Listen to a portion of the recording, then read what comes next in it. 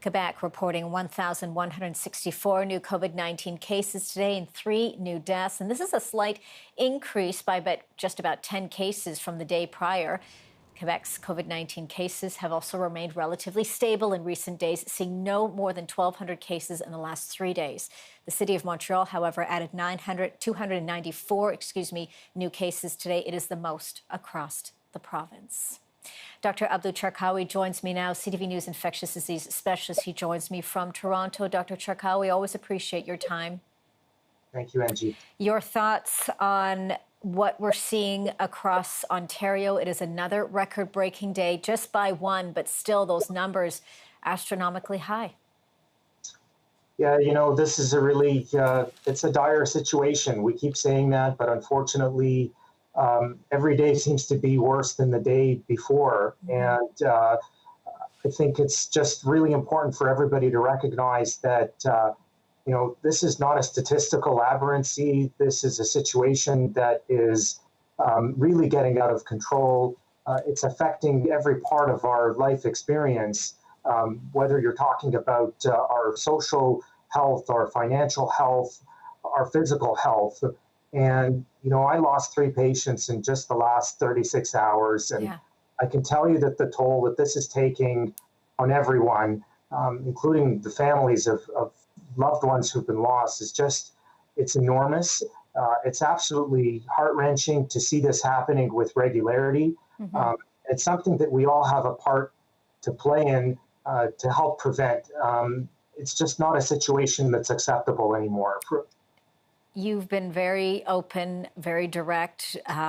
You've talked about those beloved patients that you lost in the last 36 hours, how heartbreaking it has been for their families, how heartbreaking it has been for you and your team. Paint us a picture, Dr. Sharkawy, as we talked about at one point, hopes that this second wave wouldn't look the way it is now.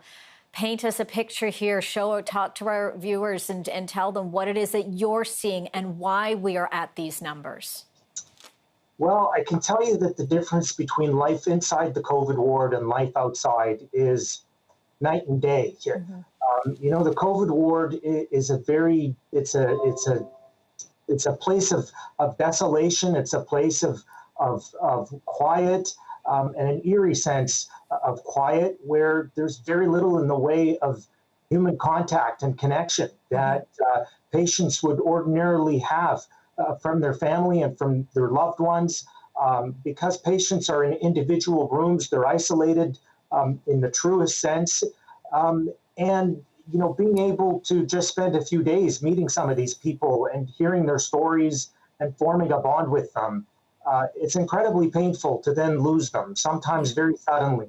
For me as a healthcare provider, for members of my team, to see that happening it's absolutely heartbreaking. When I go through that and I see that, and then I see parking lots that are full outside of malls because people are trying to beat the Christmas holiday rush before a lockdown to get a good deal on an item, it's really hard for me to reconcile that and understand that there's these two very incongruent realities. COVID is not an abstract phenomenon that's out there somewhere that we talk about on the news. It's everywhere. This is somebody's family member that I am seeing and I'm pronouncing as dead after I talked to them and spent some quality time with them days ago. This is real, and we all need to, really understand that this is something that affects each and every one of us, and we're not immune to it, and it can end up in our doorstep and in our own families. And we've got to own that level of caring and compassion and commitment so that we don't take these things for granted. We don't leave our homes unless it's absolutely necessary. We wear masks.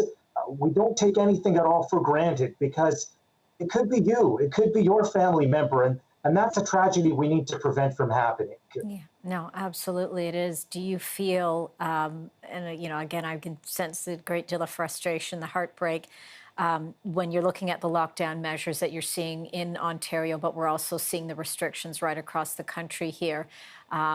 If we don't, quote, get our act together, that is just minimal. We need to go beyond what we're seeing, what we're doing now in terms of these restrictions. Well, all I can say is we've sort of run out of, dramatic phrases and, alarm bells to ring. We've crossed the ICU threshold for our province. We're into surge capacity planning. Um, my COVID ward is physically full. I've had to turn down admissions from other parts of our institution.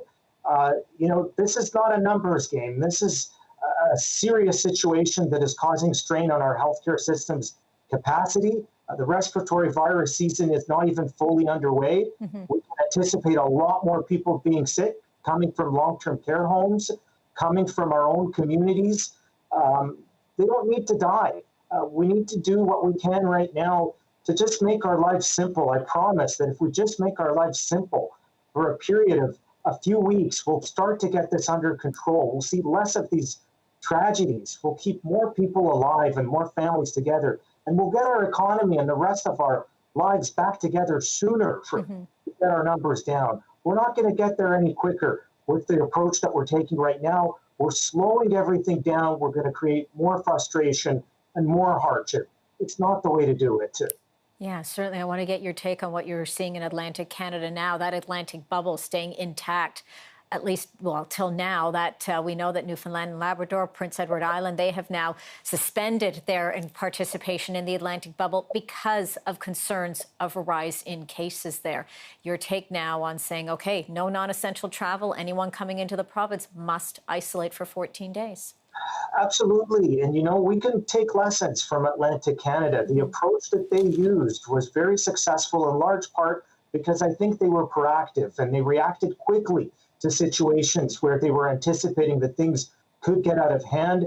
That's a page we need to take out of everyone else's book and apply it to ourselves. The virus is no different in Newfoundland than it is in Nanaimo or it is in Italy or Iowa or anywhere else. It's the same virus. It's how we prepare. It's how we respond that determines whether it's going to affect us, it's going to claim more lives and cause more disruption and hardship in our everyday experience. So let's learn these lessons. Let's try and be more proactive and be more sacrificial and patient, and it'll pay dividends for us. I really hope that everything that ensues from what they're doing in the Atlantic bubble protects them.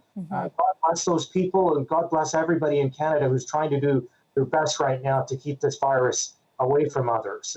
Well, we always appreciate you giving us your time. We know that you've been doing, your hours have been extremely long. You haven't had a chance to see your family in such a long period of time.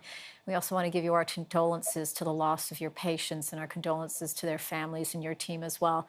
Thank you so much, Dr. Abdu Sharkawy. We always appreciate your time and all the efforts that you make. Thank you, Angie. Stay safe. You as well.